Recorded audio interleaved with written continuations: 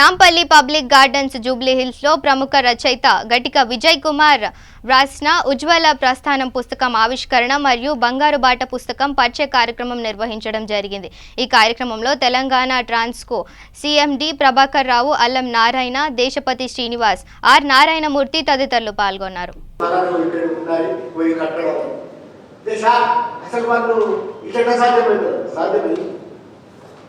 అందుకే ప్రభుత్వ ప్రాధాన్యాలు ఏంటి, అది ఏం చేయదలుచుకున్నది అనేదాన్ని, అభివృద్ధి సంక్షేమం అనేదానికి ఒక సమాలక్ష సిద్ధాంతాలు ఉన్నాయి.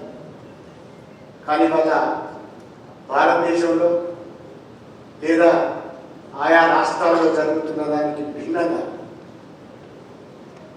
ఆయన అందరు నడిచిన దానిలో నడవలేదు. కేసీఆర్ అందరినీ పథకాలు పెట్టారు కదా, మనం కూడా ఈ దారిలో పోదామని పోలేదు. చాలా భిన్నంగా ఆలోచించాడు, స్పష్టంగా ఆలోచించాడు. కనుక ఇవాళ సంక్షేమం అనే దానికి వేల కోట్లు పెడుతున్న ఏకైక ప్రభుత్వం తెలంగాణ. పోవడం కాదు, అభివృద్ధి సంక్షేమాన్ని ఎట్లా నిర్వహించుకుంటాం మనం? ఎంత పార్ట్నర్షిప్ ఉంది, సామాన్యుడికి ఎంత పార్ట్నర్ భాగస్వామ్యం ఉంది, సామాన్యుడికి చెప్తుంది. ఆర్థిక సిద్ధాంతాలు చాలా చెప్తాయి, కానీ విధానం వస్తుంది దాన్ని రాయే. ఇక్కడ గీడు రాయితుంది, సామాన్యుడికి ఏ రూపంలో చెప్తుంది. సరే, సంక్షేమంతో ఇదంతా వస్తుందా, అవన్నీ నేర్పించాలి. కానీ ఈ సంక్షేమంతో సామాన్యుడి కుటుంబానికి కనీసం చెందేట్టుగా ప్లాన్ చేసిన అన్ని పథకాల సారాంశం ఈ బంగారు బాటలో ఉంది. ఎక్కువ అక్కడ పెరిగిన నేను విజయ్ చాలా గొప్ప మేధావిను, మంచి పండితుడను, గొప్ప విశ్లేషకుడను, కితాబులు ఇవ్వదలుచుకోలేదు.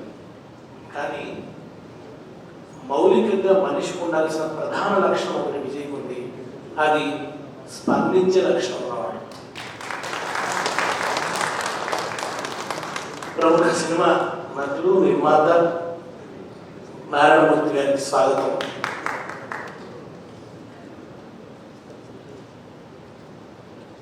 కాళోజీ గారు అంటారు, చుట్టూ జరుగుతున్న అన్యాయాలను చూస్తూ పడి ఉండడానికి సాక్షీభూతుణ్ణి కాదు, సాక్షాత్తు మానవుణ్ణి అంటాడు. సో తనలోని మానవీయతను నిలుపుకోవడానికి చేసే ప్రయత్నమే ఒక రచన కావచ్చు, పాట కావచ్చు, ఒక సభా నిర్వహణ కావచ్చు, ఒక కార్యకర్తృత్వం కావచ్చు, ఇంకేదైనా కావచ్చు.